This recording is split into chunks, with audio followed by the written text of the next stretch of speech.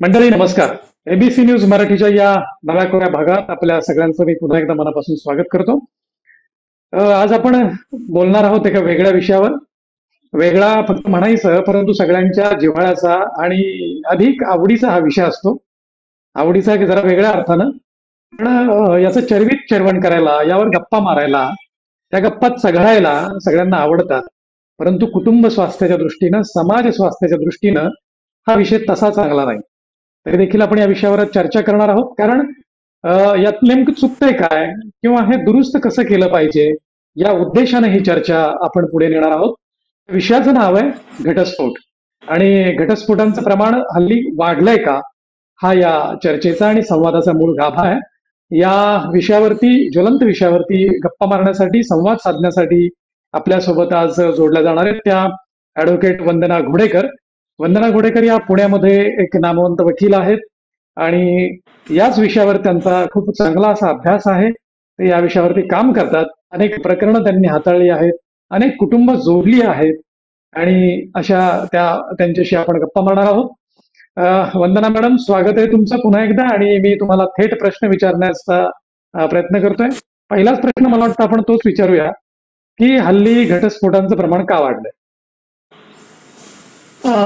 हे खरं आहे की हल्ली घटस्फोटांचं प्रमाण वाढलेलं आहे, पण हे कुठल्या भागांमध्ये वाढलंय हे पण आपण लक्षात घ्यायला पाहिजे. जसं गावांची नगरं आणि महानगरं होत गेली, तसं महानगरांमध्ये राहायला येणाऱ्या लोकांचे प्रश्न, पूर्वीची जी एक पारंपरिक पद्धतीने कुटुंब व्यवस्था होती हे सगळी बदलत गेली.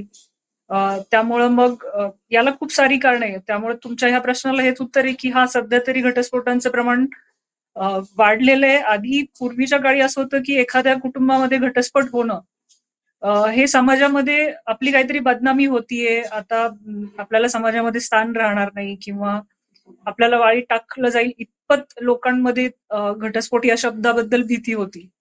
पण गेल्या काही वर्षांमध्ये घटस्फोट झाला या गोष्टीकडे त्याचा इम्पॅक्ट नक्कीच असतो, पण या गोष्टीकडे पूर्वी इतका इतका याने बघितलं जात नाही. म्हणजे बरोबर आहे. घटस्फोट अगदीच होऊ महत्वाचा शकतो, घटस्फोट होऊ शकतो. घटस्फोट घेतला तर त्यातनं आपल्या कुटुंबावरती किंवा जे कोणी पती पत्नी आहेत त्यांच्या नात्यावरती भविष्यात होणारे परिणाम वाचू शकतील या आणि लोक पटत नाहीये, किंवा जी काही वेगवेगळी केस टू केस कारण असेल त्या विचार करून लोक घटस्फोटाचा विचार करतात. पण माझ्या अनुभवात मी सांगते की जेव्हा अ, वकिलांपर्यंत एखादा पक्षकार येतो तेव्हा त्यांनी त्याच्या आधी हजारदा विचार केलेला असतो की आपण हे लग्न मोडूया का, याचा आपल्या भविष्यावरती काय परिणाम होईल. त्यामुळे थेट लगेच घटस्फोटासाठी लोक येत नाही, त्यासाठी कुटुंबातल्या लोकांशी आधी बोललेले असतात. किंवा दोघांचंही जर पटत नाहीये पण या मुद्द्यावरती आपण वेगळं होऊया असं असेल तर दोघांनी एकमेकांमध्ये पण चर्चा केलेली असते. अगदीच महत्वाचा मुद्दा मांडला तुम्ही. परंतु गेल्या काही वर्षामध्ये ज्या बातम्या वाचतात लोक किंवा बातम्या पाहतायत की 6 महिन्यात घटस्फोट झाला, आठवड्यात घटस्फोट झाला, वगैरे वगैरे. तर या बातम्या किंवा या घटना खऱ्या असतील, अर्थात त्या कायद्याच्या चौकटीत बसूनच ते निकाल दिले गेले असतील, नो डाऊट. तुम्ही तर तज्ज्ञच आहात, तुम्ही सांगू शकाल. पण त्याला काही प्रक्रिया असते असं माझ्यासारख्या सामान्य माणसांना माहितीये. काय प्रक्रिया असते आणि कशा पद्धतीनं हे लवकर झटपट जे दिले जातात ते कसे दिले जातात, याचं जरा मुळापासून सांगाल? अ, झटपट झटपट डिव्होर्स मिळतो याच्यावरती मी तुम्हाला एक उदाहरण सांगते. आपल्याला जर कायद्याचं ज्ञान नसेल तर आपल्याला कशा प्रकारे फसवलं जाऊ शकतं, किंवा कुठल्या प्रकारे आपल्याला फक्त एखाद्या कायद्याचा तज्ज्ञ नसेल किंवा तज्ज्ञ असल्याचं आवासणाऱ्या व्यक्तीकडनं फसवलं जाऊ शकतं हे आपण आधी बघूया. एक उदाहरण म्हणून सांगते. एका व्यक्तीला डिव्होर्स घ्यायचा होता, तर त्याला सांगितलं की तुला लगेच डिव्होर्स नाही मिळणार, त्यासाठी जी प्रक्रिया आहे ती तुला पूर्ण करावी लागेल. तर तो म्हणला नाही, माझ्या ओळखीचे एक व्यक्ती ते 1 दिवसात डिव्होर्स मिळवून देतात. तर तो कसा मिळाला, तर तो स्टॅम्प पेपरवरती त्यांनी लिहून घेतलं. त्यासाठी एक मोठी अमाउंट घेतली आणि त्यांनी तो एक स्टॅम्प पेपरवरती लिहिलेला डिव्होर्स पेपर आणून दाखवला. हे बघा आमचा डिव्होर्स झाला. त्यामुळे घटस्फोट कसा घेतला जातो याची जर आपल्याला माहिती नसेल तर आपण आपल्या जवळच्या जे कोणी वकील असेल त्यांच्याकडे जाऊन आपण आधी सल्ला घ्यायला पाहिजे.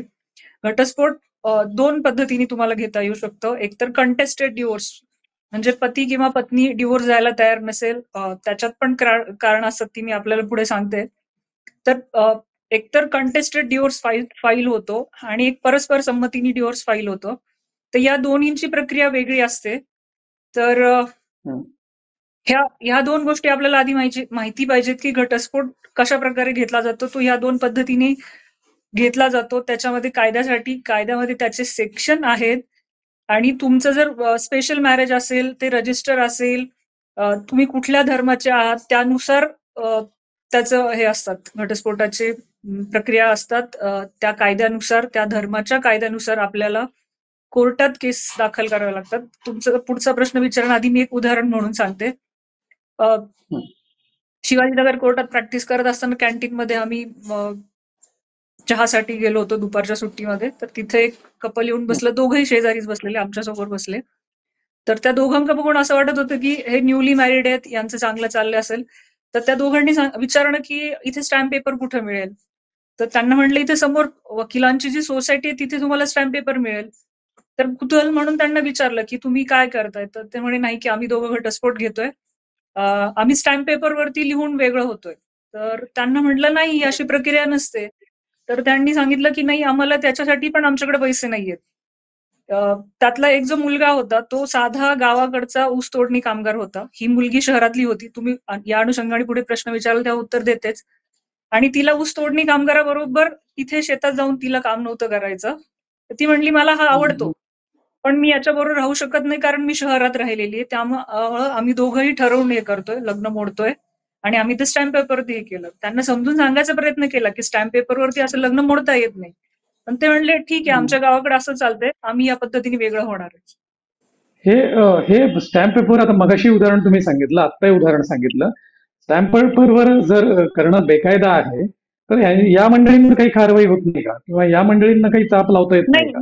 नाही, स्टॅम्प तुम्ही कुठल्या कारणासाठी घेतला हे तिथे लिहिलं असलं तरी याचा त्या दोघांना किंवा त्या कुटुंबामध्ये एक सामंजस्य हे असतो, पण याला लिगल अँगल नसतो, हे कायदेशीररित्या नसतं. कोर्टामध्ये जेव्हा आपण प्रत्येक प्रक्रियेनंतर जेव्हा डिव्होर्स होतो त्याची कोर्टाकडनं डिक्री होती आणि कोर्टाकडनं त्या डिक्रीमध्ये असं सांगितलं जातं की या विवाहाचं, या तारखेला झालेल्या विवाहाचं कायदेशीररित्या विवाह विच्छेदन करण्यात आलेलं आहे. नाही, आता परत प्रश्न निर्माण असा होतो की जर या सगळ्या प्रक्रियांमधून आहे, तर मग जे बातम्यांमध्ये वाचायला मिळतं की 6 महिन्यात मिळाला, आठवड्यात मिळाला किंवा महिन्यात मिळाला, हे काय म्हणजे समुपदेशन पण आम्ही असं ऐकलंय की समुपदेशन होतं दाम्पत्यांचं आणि नंतर मग बऱ्याच प्रक्रिया होऊन मग पुढची प्रक्रिया होते. तर मग हे बरोबर झटपट आहे. आपण मिळतात हे या काय? मुद्द्याकडे या मुद्द्याकडे आपण येऊया. मगाशी मी जसं सांगितलं आपल्याला की दोन प्रकारे डिव्होर्स होतं. एक कंटेस्टेड डिव्होर्स असतो, ज्यामध्ये कोर्टातल्या प्रक्रियेनुसार तो डिव्होर्स पुढे जातो. त्यानंतर परस्पर संमतीने घटस्फोट हा एक मुद्दा असतो. परस्पर संमतीने या शब्दातच लक्षात येतं की दोघांनी एकमेकांशी बोलून कुठल्या अटी शर्तीवरती वेगळं व्हायचं हे त्यांनी ठरवलेलं असतं. पण त्याच्यासाठी परस्पर संमतीने घटस्फोट कोर्टात दाखल करण्यासाठी त्या दोघांचा सेपरेशनचा कालावधी हा 1 वर्षाचा असणं गरजेचं असतं. एकूण कालावधी 18 महिन्यांचा लागतो. परस्पर संमतीने जेव्हा तुम्हाला डिव्होर्स घेऊन वेगळे व्हायचं असतं. 1 वर्ष तुम्ही लग्नानंतर 1 वर्ष जेव्हा विभक्त राहिलेला असता आणि तुमच्या लक्षात येतं की आता आपण एकत्र राहू शकत नाही, आपण परस्पर संमतीने डिव्होर्स दाखल करूया. त्याच्यानंतर कोर्टाकडनं 6 महिन्यांचा कुलिंग पिरियड दिला जातो. एक 6 महिन्यांचा कालावधी त्यांना विचार करायला दिला जातो. कधी कधी असं होतं की दोघंही रागात असतात, आपल्या एकमेकांबरोबर पटत नाहीये, म्हणून मग रागाच्या भरात किंवा अजून कोणी त्यांना जर काही हे केलं असेल की तुमचं पटत नाही, तुम्ही वेगळे व्हा, पण त्यांना एक विचार करायला वेळ मिळावा म्हणून एक 6 महिन्याचा कालावधी हा कोर्टाने दिलेला आहे. हा 6 महिन्याचा कालावधी आणि आधीचा 1 वर्षाचा विभक्त असलेलाच कालावधी असा 18 महिन्यांचा कालावधी पूर्ण झालेला असेल. ही बाब कोर्टाच्या निदर्शनास आणून दिली. कोर्टातल्या माननीय न्यायाधीशांकडून हे सगळे कागदपत्र पाहिले जातात. त्यानंतर त्याची पुढची प्रक्रिया सुरू होती. तर ती पुन्हा मगाशी जसं सांगितलं, प्रत्येक केस टू केस ती वेगळी असते. हा सगळा मुद्दा लक्षात घेऊन कोर्टाकडनं केस निकाली काढली जाती. त्या प्रक्रियेचा किंवा ती प्रोसेसचा कालावधी 8 दिवसाचा असू शकतो, 1 दिवसाचा असू शकतो, 1 महिन्याचा असू शकतो. पण त्यासाठी ही पहिली 18 महिन्यांची दोघं एकमेकांपासून वेगळे असल्याची जी काय प्राथमिक कायद्यातली जी अट आहे ती पूर्ण झालेली असणं गरजेचं असतं. आणि या प्रक्रियेमध्ये याला जोडून सांगते, जेव्हा परस्पर संमतीने न्यायालयामध्ये जेव्हा घटस्फोटासाठी केस दाखल केलेली असते, तेव्हा न्यायाधीशांकडून प्रत्येक न्यायालयांमध्ये काउन्सिलर नेमलेले असतात. त्या काउन्सिलरकडे ही केस पाठवली जाते. ते काउन्सिलर पुन्हा त्यांनी एकत्र यावे म्हणून प्रयत्न करतात. आणि यांनी सांगितलं, यांच्याकडनं जेव्हा सांगितलं जातं की नाही, आमचं एकमेकांबरोबर पटत नाही, आम्ही कुठल्या मुद्द्यांवरती वेगळं व्हायचं, मालमत्तेचा विषय असेल, सोनं नाण्याचा विषय असेल, देणं घेणं काय असेल, हे आमच्याकडनं क्लिअर आहे. हे सगळं जेव्हा समुपदेशकांना सांगितलं जातं, त्यानंतर पुन्हा ती केस न्यायाधीशांकडे पाठवली जाते आणि न्यायाधीशांकडनं ह्या सगळ्या प्रक्रिया पूर्ण झाल्या आहेत का हे पाहून मग ते घटस्फोटाची डिक्री केली जाते, निकाल दिला जातो. त्यामुळे हे जे 8 दिवसात झाला, 1 महिन्यात झाला, 1 दिवसात झाला, त्यासाठी या आधीच्या गोष्टी पूर्ण झाल्यात का हे पाहिल्या जातात. बरोबर. अगदी फार सुंदर विवेचन केलं आणि प्रक्रिया मांडली. आता आपण जरा वेगळ्या विषयाकडे जाऊया, कारण घटस्फोट हे फार अनिच्छेने किंवा अगदीच हे नसेल त्यावेळेला घेण्याची हे आहे, किंवा अगदीच नाही जमत आहे बाबा आता कुटुंब किंवा जीव जाण्यापेक्षा वेगळे विभक्त झालेले चांगले अशा केसेसमध्ये. पण याला कारण काय आहे? म्हणजे घटस्फोट तुमच्या अभ्यासामध्ये किंवा तुमच्याकडे येणाऱ्या केसेसमध्ये मॅक्सिमम कारण कुठली असतात की याच्यामुळे घटस्फोटापर्यंत आले बाबा? सध्याच्या काळात बघितलं तर कुठल्याही नात्यामध्ये, पती पत्नीच्या नात्यामध्ये एकमेकांबद्दल असलेला आदर, एकमेकांबद्दल असलेलं प्रेम, आणि या प्रेमातनं सगळ्यात पहिल्यांदा काय जन्माला येतं तर संशय. एकमेकांवरती असलेला संशय, संशयातनं एकमेकांवरती झालेले आरोप, ते आरोप सिद्ध करण्यासाठी त्याच्यावरती पाळत ठेवून किंवा मग याला जोडून सोशल मीडियावरती त्याला कुठल्या प्रकारे बदनाम मित्रमैत्रिणी आहेत काय, हा, या सगळं हे झालं. तर सध्याच्या काळामध्ये मोबाईल, सोशल मीडियावरती ऍक्टिव्ह असणं, या गोष्टीतनं एकमेकांवरती संशय घेणं, हे प्रकार वाढू लागलेले आहेत. त्याच्यानंतर शहरी भागातलं जर आपण बोलायचं म्हटलं तर मुलींना आर्थिकदृष्ट्या स्वतःच्या पायावरती उभं राहायचं असतं, करिअर करायचं असतं, त्यामध्ये दोघांच्या नात्यामध्ये तो संवाद राहत नाही. आणि आपण जर बघितलं तर शहरांमध्ये कामाच्या वेळा प्रत्येक ठिकाणी बदललेल्या आहेत, तर त्यामुळे एकमेकांना वेळ देता येत नाहीत, त्यावरनं भांडणं होण्याचं प्रमाण आहे. त्याच्यानंतर काही सध्याच्या कुटुंबांमध्ये एकच मुलगा किंवा मुलगी असतो, त्यामुळे लग्न केल्यानंतर त्यांच्या संसारामध्ये त्यांच्या आई वडिलांचा, मित्रमैत्रिणींचा हस्तक्षेप असतो. हे कारण घटस्फोटासाठी खूप कारणीभूत ठरतं. एकमेकांशी कमिटेड नसणं हे कारण आहे घटस्फोटासाठी. आणि नात्यामध्ये लग्नानंतर एकमेकांना समजून घेण्यासाठी, ते नातं फुलण्यासाठी तो जो एकमेकांना वेळ द्यावा लागतो, तो पेशन्सही आजकाल नसल्यामुळे, पण नाही आता आमचं पटत नाही, आम्हाला वेगळं व्हायचं, हे कारण घेऊन पण लोक येतात की नाही आता आम्हाला वेगळं व्हायचंय, आम्ही हे नातं नाही टिकवू शकत, याने पण लोक येतात. बरोबर. अगदी महत्वाची कारणं आणि सांगितली तुम्ही. याला मला असं वाटतं कुटुंब व्यवस्था ही बदललेली कुटुंब व्यवस्था जबाबदार नाही का? कारण पूर्वी पहा एकत्र कुटुंब पद्धती होती आणि सगळ्यांवरती एकमेकांचं नियंत्रण असायचं, एक नैतिक दबाव असायचा. हल्ली त्याचा अभाव असल्यामुळे या सगळ्या गोष्टी घडत असाव्यात का? हे हे मगाशी मी जसं सांगितलं, प्रत्येक केस टू केस इतकी वेगवेगळी कारणं असतात. म्हणजे फक्त कारणांवरती आपण बोलायचं म्हटलं तर एक वेगळा एपिसोड होईल. तुम्ही म्हणता तसं निश्चितच एकत्र कुटुंब काही उदाहरण पद्धती, सांगा एखादं. एकत्र कुटुंब पद्धती बदलत गेल्यामुळे हे प्रश्न तर उद्भवू लागलेलेच आहेत. उदाहरणार्थ अगदी हे साधं आहे की मुली लग्न करायच्या वेळेसच सांगतात की नाही, मी सासू सासऱ्यांबरोबर राहणार नाही. म्हणजे फक्त पती पत्नी असेल तर मी संसार, तर आपण दोघं राहू, किंवा तात्पुरतं लग्न होईपर्यंत ठीक आहे बरोबर राहतात, त्यानंतर नाही आता पटत नाही, सासू सासऱ्यांपासून वेगळं राहायचंय, आणि वेगळे होतात. किंवा मग हा वेगळा होत नाही, हा फक्त आईचंच ऐकतो, किंवा हा फक्त वडिलांचंच ऐकतो, वडिलांचं कमी ऐकतात, आईचं जास्त ऐकतो, मामाच बॉय म्हणून मुलांना एक जो काही हे असतो.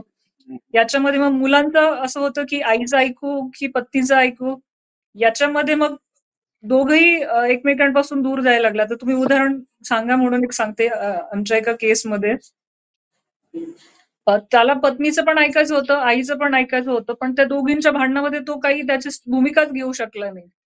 आणि ह्या दोन्ही हम्म, याच्यामध्ये तो हम्म. मानसिकरित्या तो इतका वैतागला की तो म्हणला की नाही, मला आता हे लग्नच नको आहे, मला डिवोर्स घ्यायचा आहे, आणि त्याने डिवोर्स घेतला. म्हणजे यात असं होतं की त्या दोघांनीही प्रयत्न केला होता, त्याच्या आईनी पण प्रयत्न केला होता जेव्हा आम्ही पक्षकारांशी बोललो.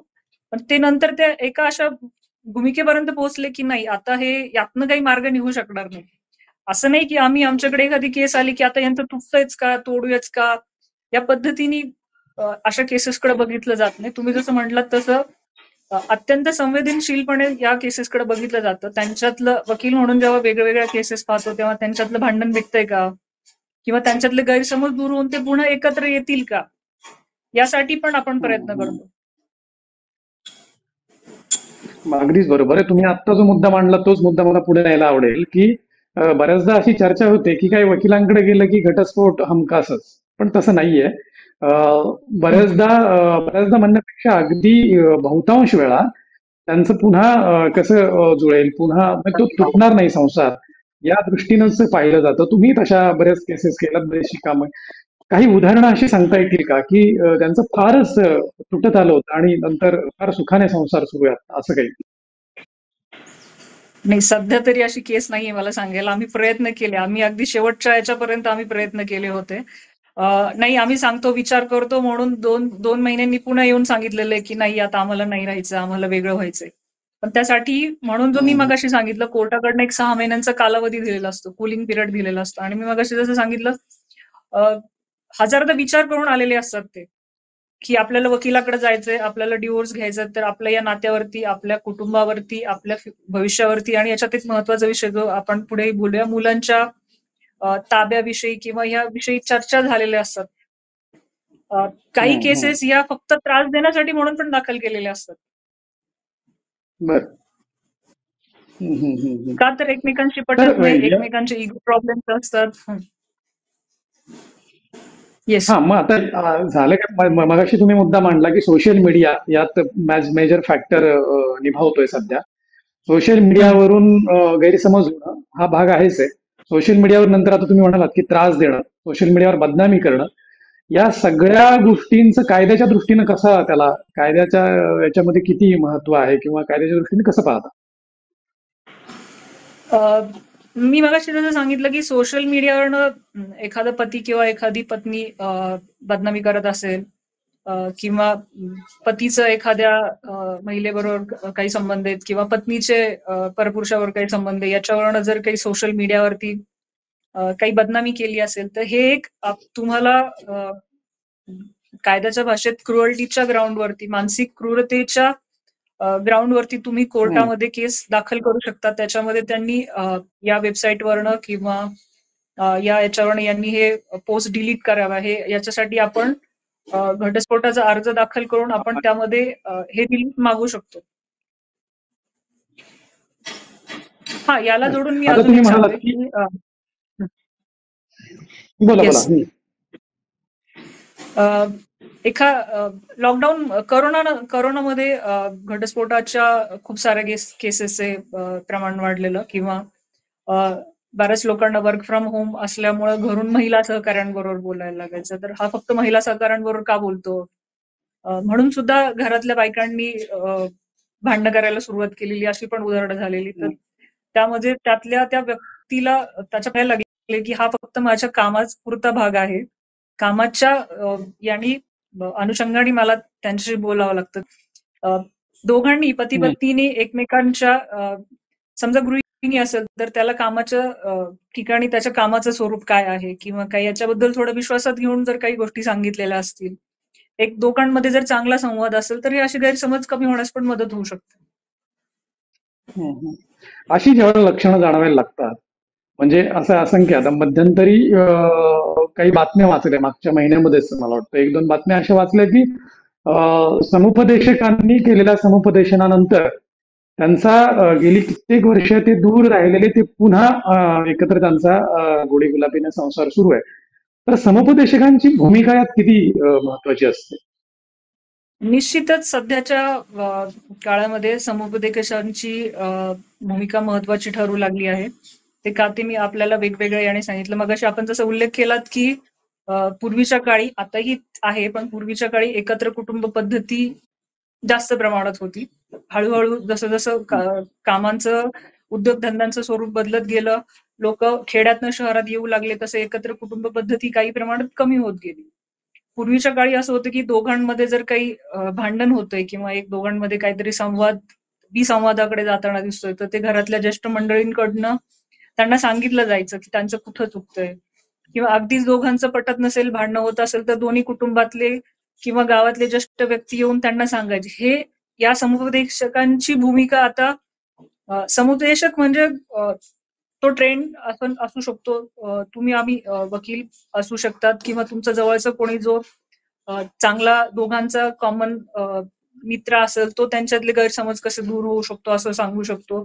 किंवा तुम्ही समजा आरोग्यविषयक काही समस्या असतील किंवा मानसिकरित्या जर काही समस्या असेल, तर त्या तज्ञांकडे तुम्ही जाऊन त्यांच्याकडे समुपदेशन करून एकमेकांमधले गैरसमज दूर करू शकता. त्यामुळे काही पती पत्नी एकमेकांमध्ये वाद होऊ लागलेत म्हणून समुपदेशकांकडे जाऊनही काउन्सिलिंग करू, असेही काही पर्याय उपलब्ध आहेत.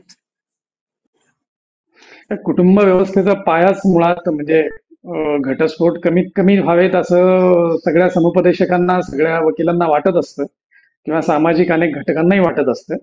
परंतु शेवटी निर्णय या दोघांना घ्यायचा असतो. हा, त्यामुळं ते बरोबर. किती ठाम आहे भूमिकेवरती त्यावर सगळ्या गोष्टी डिपेंड असतात. पण आता मगाशी तुम्ही जो मुद्दा काढला आणि आपण नंतर चर्चेला तो ठेवला, की त्यांची जी अपत्य असतात, वारस असतात पुढची, त्यांची होणारी हेळसांड ही का त्यांच्या नजरेसमोर येत नाही, किंवा ते मुद्दे येतात का चर्चे वेळेला, ज्यावेळेला तुमच्या समोर केसेस येतात त्यावेळेला त्या मुद्द्यांवर चर्चा होते का? निश्चितच या मुद्द्यांवरती चर्चा होतेच, कारण मूल जर असेल तर मुलाचा ताबा कोणाकडे जाईल, याच्यावरनं दोघांमध्ये परस्पर संमतीने जर घटस्फोट घेत असतील तर ते दोघांचं ठरलेलं असतं की कोणाचा ताबा मुलाचा, म्हणजे मूल मुलगी जे कोण असेल, ताबा कोणाकडे राहील. आणि अजून एक मुद्दा आपल्याला पुढे बोलायचा आहे की परमनंट अॅलिमिनी किंवा देखभाल खर्चाचं काय होतं. तर परस्पर संमतीने जर असेल तर त्यात ठरवलं जातं की मुलाचा ताबा कोणाकडे राहील, मुलाच्या खर्च कोण किती उचलेल किंवा खर्च नको, अशा पद्धतीने त्यात हे झालेलं असतं.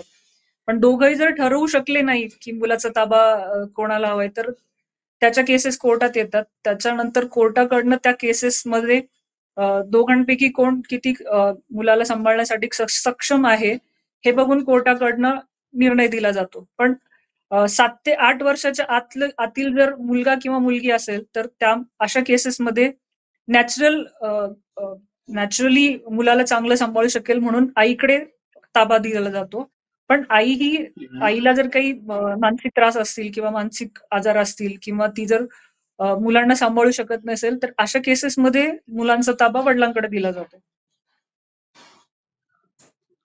अगदीच महत्वाचा मुद्दा आहे. तो तुम्ही म्हणालात की देखभाल खर्च, आणि मी 2-3 जर मुद्दे त्यांच्या त्या दाम्पत्यासमोर ठेवले, की तुमच्या विभक्त होण्यामुळे तुमच्या अपत्यांची हेळसांड होणार आहे, नंबर एक. तुमच्यावर जो आर्थिक भुर्दंड पडणार आहे, मग त्याला काय पोटगी द्यावी लागेल किंवा तिला काय नंतर खर्च उचलावा लागेल स्वतंत्रपणे, म्हणजे स्वतंत्र राज्य निर्मिती केल्यानंतर जर अशा सगळ्या ज्या गोष्टी आहेत, याची जर भीती त्यांच्या समोर अधिकाधिक घातली तर घटस्फोटांचं प्रमाण कमी होईल असं वाटतं का? नाही. मुलांच्या भवितव्याचा, मुलांच्या मनावरती होणाऱ्या परिणामाचा विचार पालक आणि पती पत्नी दोघंही करत असतात. पण त्या दोघांना पती पत्नी म्हणून नात्यात राहणं शक्यच नसेल, तर अशा ओके. केसमध्ये ते एकमेकांपासून वेगळं होण्याचा प्रयत्न करतात. काही केसेसमध्ये मुलंच आई वडिलांना सांगतात की आता तुमचं एकमेकांशी पटत नाहीये, तुम्ही तुम्ही वेगळं झालात तरी चालेल, आपण दोघं, म्हणजे असं म्हणलं जातं की घटस्फोट पती पत्नीचा होतो, घटस्फोट आई वडिलांचा होत नाही. ते दोघं जरी वेगळे झाले तरी ते मुलांचे आई वडीलच राहतात.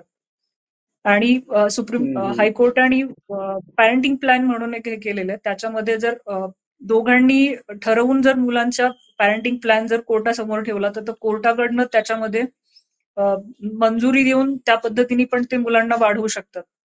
पॅरेंटिंग प्लॅन म्हणजे दोघांनी मुलांचा खर्च किती करायचा, कुठल्या सुट्ट्यांमध्ये मुलगा मुलगा कुठल्या सुट्टीला आईकडे असेल, वडिलांकडे असेल, अशा पद्धतीने पण पॅरेंटिंग प्लॅन आहे, ज्याच्यामुळे त्या दोघांचा जरी घटस्फोट झाला तरी मुलांच्या भविष्यावरती त्याचा परिणाम होत नाही.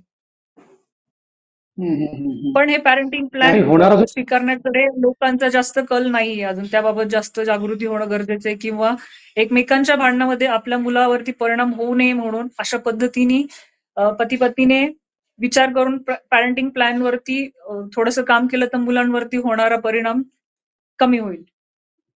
टाळता येऊ शकतो. बरोबर. आणि तुम्ही मगाशी म्हणालात की ते देखभाल खर्च आणि ते त्याविषयी जरा सांगा.